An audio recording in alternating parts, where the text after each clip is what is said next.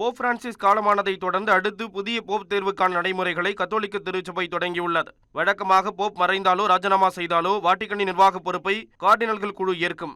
அதன்படி தற்போது அக்குழுவினர் வாட்டிகன் நிர்வாக பொறுப்பை ஏற்றுள்ளனர். போப்பின் இறுதிச் சடங்கு மற்றும் புதிய போப்பை தேர்ந்தெடுப்பதற்கான நடைமுறைகளை இவர்கள் மேற்கொள்ள உள்ளனர். புதிய போப்பை தேர்ந்தெடுப்பதற்கான மாநாடு வாட்டிகனின் சிஸ்டைன் தேவாலயத்தில் போப் காலமான நாளிலிருந்து 15 முதல் 20 நாட்களுக்குள் தொடங்க உள்ளது.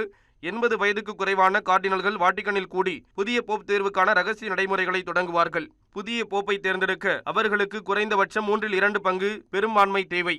பின்னர் தேவாலயத்தின் புகைப்போக்கியிலிருந்து வெள்ளை புகை வெளியேறும்படி சிறப்பு ரசாயனங்களை பயன்படுத்தி காகித வாக்குச்சீட்டுகளை எரிக்கும் போது புதிய போப் தேர்ந்தெடுக்கப்பட்டதை உலகம் அறியும். சென்ட் பீட்டர் பசிலிக்காவில் இருந்து இந்த அறிவிப்பு வெளியாகும். அதன் பிறகு புதிய போப் சென்ட் பீட்டர் சதுக்கத்தில் இருந்து மக்களுக்கு ஆசீர்வாதம் வழங்க உள்ளார். விரைவில் புதிய போப்பாண்டவருக்காக தேர்வு நடைபெறவுள்ள நிலையில் ஆசியா மற்றும் கருப்பினத்தைச் சேர்ந்தவர்கள் உள்ளிட்ட 9 பேரின் பெயர்கள் பரிசீலிக்கப்பட வாய்ப்பு உள்ளது.